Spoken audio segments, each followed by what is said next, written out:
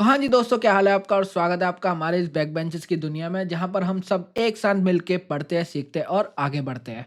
तो अभी हमने कुछ लेक्चर्स में देख लिया था कि थोड़ा सा प्रीकैप दे देता हूँ आपको कि हमने लास्ट लेक्चर में क्या देखा था। ठीक है, रिकैप, सॉरी प्रीकैप बोल रहा हूँ मैं, रिकैप दे देता हूँ आपको मैं थोड़ा सा। इंट्रोडक्शन ऑफ अकाउंटिंग स्टैंडर्ड्स मैंने आपको देख लिया, बता दिया था कि क्या होता है। सबसे पहले हमने इसमें प्रॉब्लम्स देखे कि अकाउंटिंग स्टैंडर्ड क्या है, हमने इसको समझा कि ये रूल बुक है। फिर हमने देखा अकाउंटिंग स्टैंडर्ड क्यों बने, फिर हमने ये इस बारे में देखा कि अकाउंटिंग स्टैंडर्ड कैसे बनते हैं। एमसीए आईसीए को बताता है, आईसीआई एएसबी को बताता है, ये सब मैंने आपको ऑलमोस्ट सारी चीज़ें बता दी थी पिछले लेक्चर में। फिर हमने देखा कितने तरीके के अकाउंटिंग स्टैंडर्ड्स होते हैं, 3 तरीके के अकाउंटिंग स्टैंडर्ड्स अभी एप्लीकेबल है, अलग-अलग डिफरेंट डिफरेंट सिचुएशन के हिसाब से। फिर हमने देखा था एप्लीकेबिलिटी ऑफ अकाउंटिंग स्टैंडर्ड्स की कब हमारे कौन से अकाउंटिंग स्टैंडर्ड्स लगेंगे, ये हमने कुछ जाना था कि इंड एस नहीं एप्लीकेबल होना चाहिए, कॉर्पोरेट ऐसे वो होना चाहिए, एंटरप्राइज़ होना चाहिए, नॉन कॉर्पोरेट एंटरप्राइज़ होना चाहिए। ये अलग-अलग सिचुएशंस हमने पिछली क्लास में देखी थी। और ये बड़ी कंपनीज़ कॉर्पोरेट एम्प्लॉइज़ होना चाहिए आर एप्लीकेबल जिस पे इंड एस लगता हो। ठीक है? ये हमने सारी चीज़ें देख ली थी। फिर देखा था कि किन-किन कंपनीज़ पर इंड एस लगते हैं, फिर हमने ये भी देख लिया था। फिर ये कुछ एएस इंड एस के बारे में देख लिया था। ठीक है? आज हम चालू करने वाले हैं कि अकाउंटिंग स्टैंडर्ड्स का मतलब क्या है? अकाउंटिंग स्टैंडर्ड्स का मतलब क्या है? ये अभी तक आपने एक समझने के लिए मैंने आपको सारी चीज़ें बताई थी। अब आपका बुकिश थोड़ी-सी लैंग्वेज देख लेते हैं कि अकाउंटिंग स्टैंडर्ड क्या है? Meaning accounting standard is a set of guidelines, मतलब जैसे मैंने आपको बताया रूल बुक, वैसे ही इसने बताया कि सेट ऑफ गाइडलाइंस, इसमें गाइडलाइंस बता रखी है कुछ। ठीक है? That are followed for preparation and presentation of financial statements. वही रूल बुक है, तो रूल बुक अकाउंटिंग की है, तो जाहिर सी बात है कि फाइनेंशियल स्टेटमेंट से रिलेटेड होगी, तो ये प्रिपरेशन और प्रेजेंटेशन में मदद करती है फाइनेंशियल स्टेटमेंट्स की। ठीक है? अब इसका नेचर देख लेते हैं, नेचर क्या है, अकाउंटिंग स्टैंडर्ड्स का क्या नेचर है। प्रोवाइड फ्रेमवर्क, देखो एक स्ट्रक्चर मतलब ढांचा, एक ढांचा प्रोवाइड करती है, फ्रेमवर्क फॉर फाइनेंशियल स्टेटमेंट, मतलब इसके अंदर रह के फाइनेंशियल स्टेटमेंट बनेंगे, एक स्ट्रक्चर के अंदर फाइनेंशियल स्टेटमेंट बनेंगे, जो कि ये स्ट्रक्चर प्रोवाइड करेगा हमारे को अकाउंटिंग स्टैंडर्ड्स। ठीक है? Bring uniformity in the accounting practice, मतलब अकाउंटिंग करने के तरीके में यूनिफॉर्मिटी आती है, मतलब सारी चीज़ें यूनिफॉर्म रहती है, सब एक जैसी रहती है अकाउंटिंग स्टैंडर्ड्स की वजह से। मैंडेटरी इन नेचर, देखो ये मैंडेटरी है, ये रिकमेंडेटरी नहीं है, मतलब रिकमेंड नहीं किया, ये मैंडेटरी है। अगर आप अकाउंटिंग कर रहे हो तो आपको ये फॉलो करना ही पड़ेगा, ये कोई रिकमेंडेशन नहीं है इंस्टीट्यूट के द्वारा, ये मैंडेटरी है, बिल्कुल मैंडेटरी है। ठीक है? हमने नेचर देख लिया। अब अगला ऑब्जेक्टिव, अब इसके ऑब्जेक्टिव क्या-क्या है देख लेते हैं।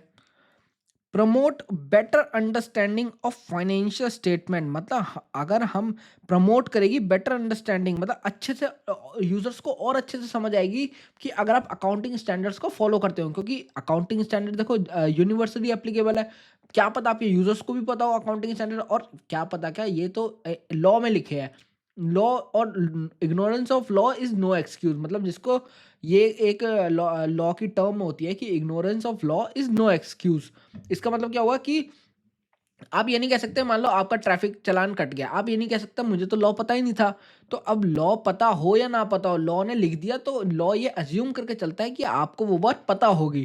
तो ऐसे ही हमारे ये जो अकाउंटिंग स्टैंडर्ड्स है, तो ये लॉ में लिखे हुए हैं, ये लॉ में लिखे हुए हैं, मतलब आपको ये पता होनी चाहिए, यूजर्स को ये पता होनी चाहिए। आपने अपनी तरीके से मतलब एज अ कंपनी अगर मैं देखूं, आपने अपने तरीके से एक पूरी फाइनेंशियल स्टेटमेंट प्रोवाइड करा दी यूजर को, जो पूरी तरीके से अकाउंटिंग स्टैंडर्ड को फॉलो करती है। तो अब ये यूज़र की रिस्पॉन्सिबिलिटी है कि वो अकाउंटिंग स्टैंडर्ड्स को जाने और उसके हिसाब से इंटरप्रेटेड करे हमारे फाइनेंशियल स्टेटमेंट्स को। आपने अपना काम पूरे तरीके से ईमानदारी से कर दिया है। ठीक है? तो promote better understanding of financial statement, ठीक है? उसको अच्छे से समझ आएगी। समझ गए? Promote comparison of financial statement among same और विद डिफरेंट एंटिटी। अब ये कंपैरिजन करने में मदद करता है सेम एंटिटी, मतलब हमारे प्रीवियस ईयर से या आने वाले जो प्रोजेक्टेड हम स्टेटमेंट्स बनाते हैं उनसे, या फिर कोई और डिफरेंट एंटिटी, क्योंकि देखो हमने फॉलो किया फाइनेंशियल स्टेटमेंट और तो हमारे कॉम्पिटिटर ने भी जाहिर सी बात है सेम फाइनेंशियल स्टेटमेंट्स बनाई होगी और उसने भी वही अकाउंटिंग स्टैंडर्ड्स लगाए होंगे। मान लो अगर हम एएस लगाते हैं तो हमारा कॉम्पिटिटर है तो वो भी एएस लगा रहा होगा। हम अगर इंडेस लगाते हैं अपनी बुक्स में तो हमारा कॉम्पिटिटर है तो वो भी इंडेस लगा रहा होगा, तो कंपैरिजन आसानी से होगा। ठीक है। Enhancing reliability of financial statement, जाहिर सी बात है रिलायबिलिटी तो होगी क्योंकि ये अकाउंटिंग स्टैंडर्ड एक रूल बुक है और रूल्स हमेशा सही लिखे होते हैं, तो रूल बुक के हिसाब से चलोगे तो ऑलवेज रिलायबल तो होंगे ही होंगे आप। ठीक है।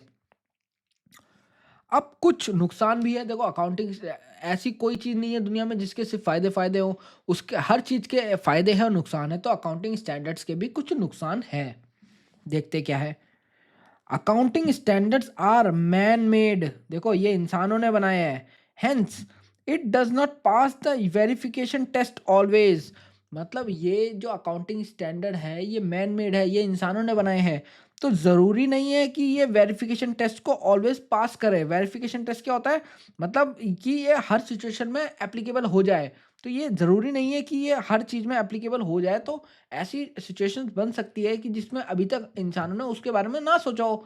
ज़ाहिर सी बात है इंसान है, मिस्टेक करेंगे करेंगे। तो उन केसेस में ये अकाउंटिंग स्टैंडर्ड्स या फिर या तो एप्लीकेबल नहीं होंगे या थोड़े वीक हो जाएंगे, वीक पड़ जाएंगे। ठीक है।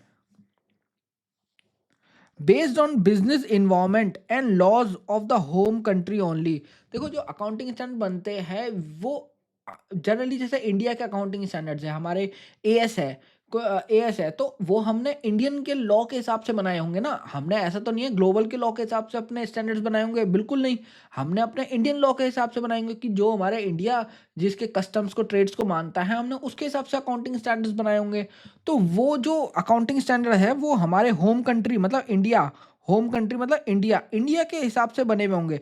ऐसे अगर मान लो सपोज करो कि यूएस में भी कोई एएस होते तो यूएस अपने लॉ के हिसाब से बनाता, वो इंडिया के हिसाब से थोड़ा बनाता। तो इसलिए ये जो अकाउंटिंग स्टैंडर्ड्स होते हैं ये हमारे बिजनेस इन्वायरमेंट जो कि इंडिया में प्रेजेंटली है उसके अकॉर्डिंग बने होते हैं। ठीक है, समझ आ गया। अब देखो अगला टॉपिक देखते हैं, अगला टॉपिक देखते हैं। IFRS international financial reporting standards, देखो मैंने आपको बताया था कि हमारे इंडिया में एएस चलते हैं या फिर इंडेस चलते हैं। एएस चलते हैं छोटी कंपनीज के लिए या फिर other than non corporate employees के लिए, और जो आईएफ इंडेस चलते हैं वो चलते हैं बड़ी कंपनीज के लिए, यानी कि जिन पे पब्लिक का पैसा इन्वॉल्व होता है, या फिर मैंने आपको जो प्रीवियस क्लास में आपको बताया था 250 करोड़ की जो लिमिट थी, अगर नेटवर्क 250 करोड़ का टच कर जाती है तो उन कंपनीज पे इंडेक्स लग जाते हैं, जो मैंने आपको बताया था। अब ये आईएफआरएस क्या है, ये आईएफआरएस है जो कि इंटरनेशनली चलते हैं, जो कि पूरे वर्ल्ड में इंटरनेशनली चलते हैं। मान लो कोई ऐसी कंपनी, मान लो टाटा है, टाटा जो है वो सिर्फ इंडिया में नहीं है, वो इंडिया से बाहर भी है। अ, टाटा की जो कंपनीज है वो इंडिया से बाहर भी है। मान लो कोई ऑफिस है टाटा का, लैंड रोवर, मान लो लैंड रोवर ओन करता है टाटा, अब टाटा ने उसको खरीद रखा है, तो टाटा अगर सिर्फ इंडिया एएस के हिसाब से बुक्स बनाएगा तो वो यूएस वाले कैसे समझेंगे उसको कि भैया हमें तो समझ आ नहीं रही है। अब तुमने इंडियन लॉ के, जैसे मैंने आपको बताया कि ये इंडियन लॉ के हिसाब से होता है, तो हमने इंडियन लॉ के हिसाब से बना के दे दिया। तो लेकिन उन यूजर्स को, क्योंकि टाटा तो ग्लोबली पैसा लेता है ना, उन यूजर्स के साथ तो अन्याय हो गया। वो कहेगा भैया हमें तो तुम्हारे लॉ क्या पता, हमें तो पता ही नहीं है तुम्हारे लॉ, तो हमें तो ये स्टेटमेंट समझ ही नहीं आ रही, तुमने अपने अकॉर्डिंग बना रखी है, तुमने इंडियन रुपीज में बना रखी है, अब मुझे क्या पता मेरे रुपीज की वैल्यू डॉलर्स में क्या चल रही है। तो देखो उनके हिसाब से उनके साथ जाती हो रही है। तो उस इशू को लेकर ये कॉन्सेप्ट आया इंटरनेशनल फाइनेंशियल रिपोर्टिंग स्टैंडर्ड की, भाई ये अगर कोई ऐसी कंपनीज है जो कि इंटरनेशनली काम कर रही है ये उन पे लगेगा, due to integration of national economies. मतलब इंटीग्रेशन मतलब सारी कंपनीज इधर उधर मिक्स में काम कर रही है, कोई कोई सी कंपनी कहीं और की कंपनी कहीं और काम कर रही है, किसी और देश में काम कर रही है, कोई सी बाहर की कंपनी इंडिया में काम कर रही है, तो उस हिसाब से ले इनटू द इंटरनेशनल इकोनॉमीज, मतलब पूरे world wide single set of accounting standard that can unify the accounting principle practice world wide. देखो पूरे वर्ल्ड में सिर्फ एक ही वो डंका बजेगा, वो है आईएफआरएस का, इंटरनेशनल फाइनेंशियल रिपोर्टिंग स्टैंडर्ड्स का। जो वहां पर लिख दिया तो वो पूरे वर्ल्ड को मानना पड़ेगा, ऐसा नहीं कि सिर्फ एक कोई देश मानेगा, पूरा वर्ल्ड मानेगा उस बात को जो कि आईएफआरएस में लिखा होगा। ठीक है। अब कुछ प्रॉब्लम देखते हैं। आईएफआरएस कौन इशू करता है? अब देखो भाई, आईएफआरएस कौन इशू करता है, ये सबसे बड़ी प्रॉब्लम आ गई। अब देखो, इंटरनेशनल अकाउंटिंग स्टैंडर्ड बोर्ड आईएएसबी, जो कि इस्टेब्लिश किया गया था 1973 में, ये इशू करते हैं आईएफआरएस को। आईएफआरएस को, ये नाम है, इस बोर्ड का नाम है, ठीक है। अब जैसे हमारे इंडिया में आईसीआई इंस्टीट्यूट इशू करता है, या फिर एमसीए इशू करता है जैसे मैंने आपको बताया था। तो ऐसी ये इंटरनेशनल बॉडी है। यहाँ पर ये बॉडी में कई बहुत सारे देश बैठे होंगे, बहुत सारे कंट्रीज के लोग बैठे होंगे। उन्होंने एक मिल के बॉडी बनाई होगी जिसको आईएएसबी नाम दिया है।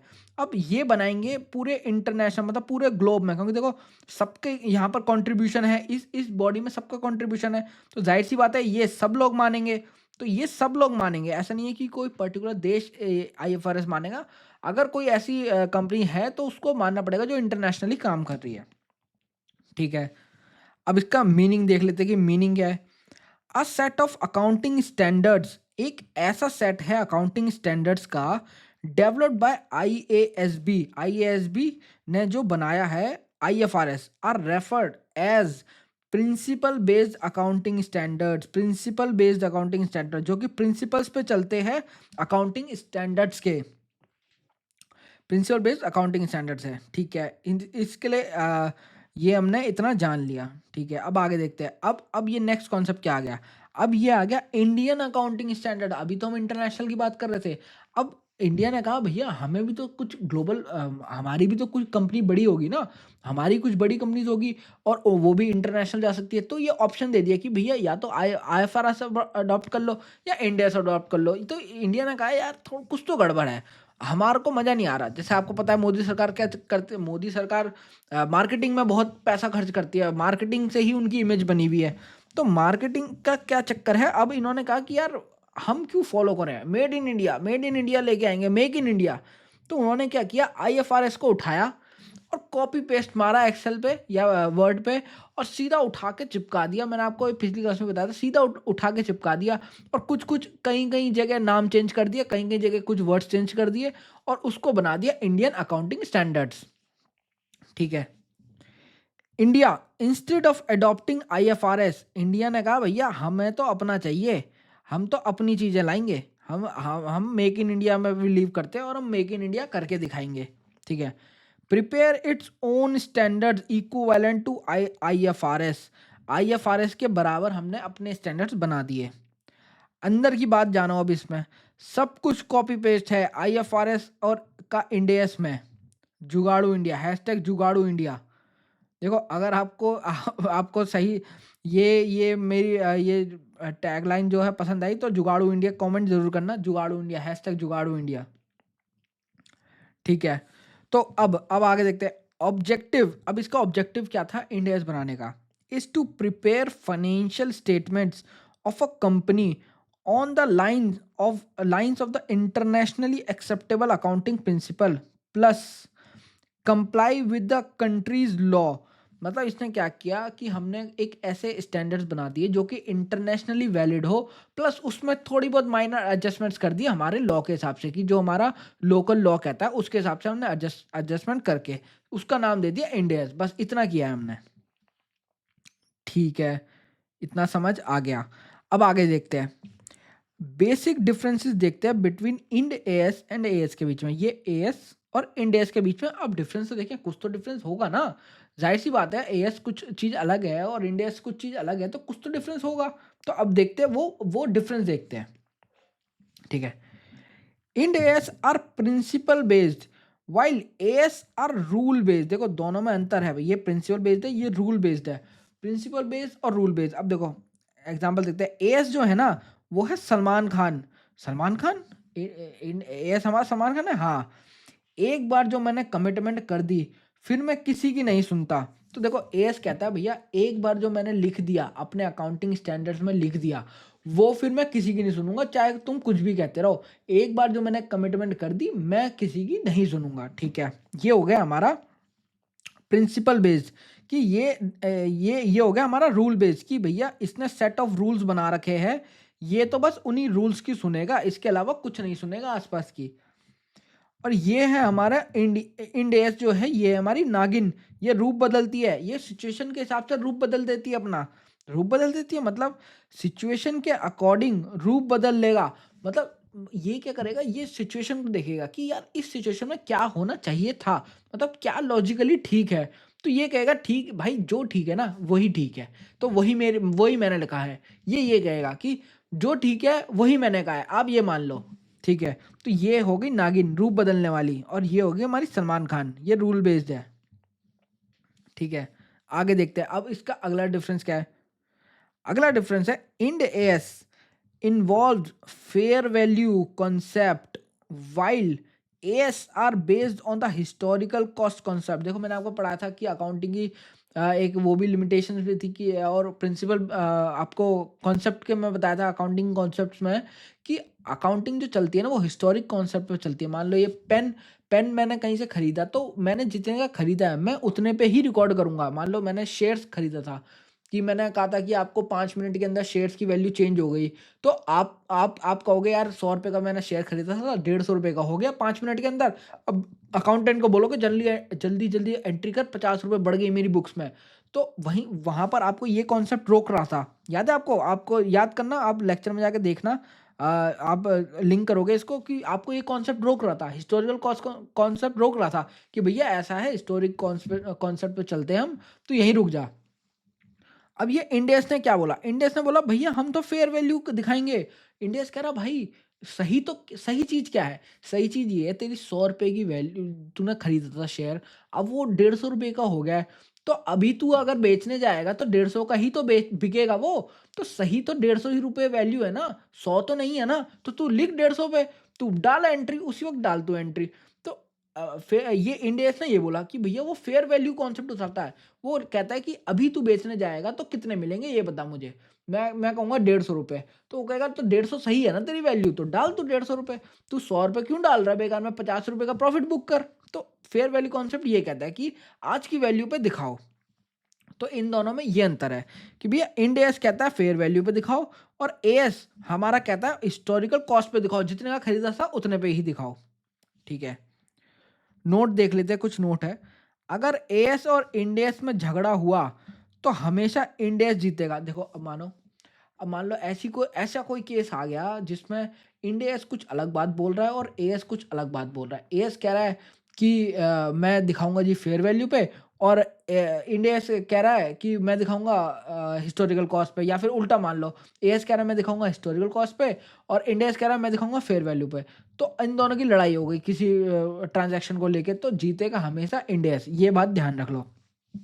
ठीक है, इंडेस जीतेगा क्योंकि क्या है, ये लॉजिकल है। इंडेस जो है वो लॉजिक्स के बेस पे चलता है और लॉजिक हमेशा सही होता है। ठीक है, अब अगला देखते हैं। अगर इंडेस और लॉ में लड़ाई हो गई, लॉ में झगड़ा हुआ, तो हमेशा लॉ जीतेगा। देखो लॉ तो हमारा माई बाप है, लॉ से ऊपर तो कुछ है ही नहीं। जैसे मैंने बताया आपको सरकार से ऊपर कुछ है ही नहीं, तो एमसीए से ऊपर कुछ नहीं है। तो वैसी अगर इंडिया का झगड़ा हो गया लॉ से, तो भैया लॉ लॉ जीतेगा, लॉ प्रिवेल करेगा। ठीक है, अब अगला अगला या मेथड ऑफ अकाउंटिंग हम देखते हैं नेक्स्ट क्लास में। हम मेथड ऑफ अकाउंटिंग को शुरू करते हैं, चलो। ठीक है, तो इस वीडियो में इतना ही। तो आपको पता है आपको क्या करना है, वीडियो को लाइक करना है, शेयर करना है, कमेंट करना है, और अपने दोस्तों के साथ तो ज़रूर भेजनी है। देखो your like and comment is my motivation for the videos. और वीडियो बनाने में बहुत मेहनत लगती है, आप लोग भी जानते ही होंगे वीडियो बनाने में कितनी मेहनत लगती है। तो चलो मिलते हैं अगली क्लास में, बाय बाय।